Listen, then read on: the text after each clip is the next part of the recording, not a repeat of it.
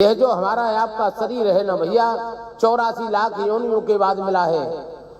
और ऐसे नहीं मिला, कीड़े मकोड़े बन के किसी पीड़ादायक योनियों को जी रहे थे। मेरे ठाकुर की दृष्टि पड़ गई, करुणा निधान है राघव, कह दिया जा मानव हो जा।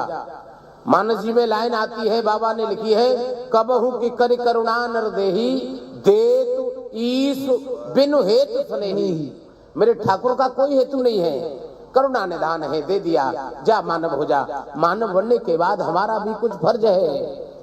सभी कामों को करो, मध्य में ठाकुर को विराजो, इनको रोज याद करो, रोज धन्यवाद करो। और जानते हैं आप, 3 ऋणों से उर्ण होने के लिए यह शरीर मिला है। वह 3 ऋण कौन कौन से हैं हमारे सिर के ऊपर? पहला है भैया देव ऋण। कैसे चुकेगा? जो ठाकुर जी विराजे हैं उनकी सेवा हम स्वयं अपने हाथों से करें, देवताओं की सेवा। और दूसरा है पितृ ऋण। पितृ ऋण हमारा माता पिता की सेवा से ऋण होने के लिए है। घर में हमारे बुजुर्ग विराजे हों, उनकी सेवा करो, उनके द्वारा बताए गए मार्ग पर जीवन को चलाओ। और तीसरा है भैया ब्रह्म यज्ञ।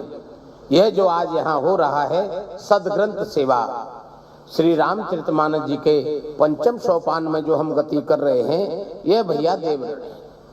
इसलिए मेरा सभी से करबद्ध प्रार्थना है, हम तीनों ऋणों से ऋण होने के साधन को साधें और आनंद ही आनंद होगा। कारण 3 संस्कारों में हमारे जीवन को बंद करके हमको मिलता है। पहला होता है हमारा कुल संस्कार, ये हमारे हाथ में नहीं है। हम किस कुल में आए, उस कुल की क्या परंपरा है, ये प्रभु ही जाने। हमारे बस में नहीं है कि हम सोच करके उस कुल में जाएंगे। और दूसरा है जन्मांत संस्कार, पिछले जन्म से जो हम यहाँ आए हैं, हमने क्या कर्म किए हमको याद नहीं है। ये 2 चीजें हमारे हाथ में नहीं है। लेकिन भैया एक संस्कार ऐसा है जो हमारे हाथ में है, वो है संग संस्कार। साथ, हमको अपने जीवन में साथ को सुधारा जाए। संग हमारा जब दिव्य होगा ना भैया, तो जीवन भी दिव्य बनेगा। हमारे कुछ पल ठाकुर की सेवा में लगे, कुछ पल परमार्थ में गति करें, कुछ सत्संग करें, कुछ हमारे जो गुरुदेव भगवान बता गए उसके जीवन के आश्रय में जीवन को लगाएं, जीवन आनंद में बनेगा। सुंदर कांड के आश्रय में एक बात भी सुंदर हमारे मन में घर कर गई, तो जीवन आज से ही प्रकाशमान बनने लगेगा।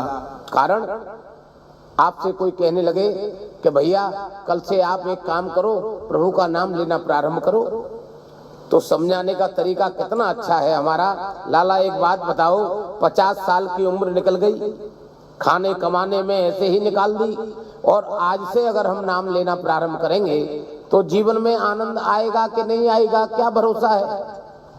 गुरुदेव भगवान प्रमाण देते हैं, ऐसा नहीं है बेटे।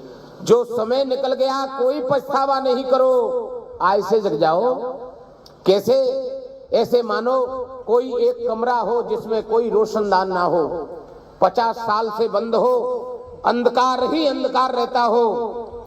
श्रेष्ठ भगवान गुरुदेव भगवान आए और बोले, बेटा एक काम कर, दीपक को ले और कमरे के मध्य में जा और दीपक को जला दे। जैसे ही दीपक प्रकाशमान होगा तो कमरा प्रकाश से भरने में आपसे कहेगा कि 50 वर्ष से मैं अंधेरे में हूँ, 20 साल लगेंगे उजाला करने में। कदापि नहीं। जिस वक्त आप दीपक को जलाएंगे भैया, उसी वक्त प्रकाश से भर जाएगा। ऐसे ही मानिए, यह जो हमारा कमरा है, ये 50 सालों से भले ही अंधेरे में रहा हो, लेकिन आज से प्रभु नाम रूपी मणि को इसी में रखो।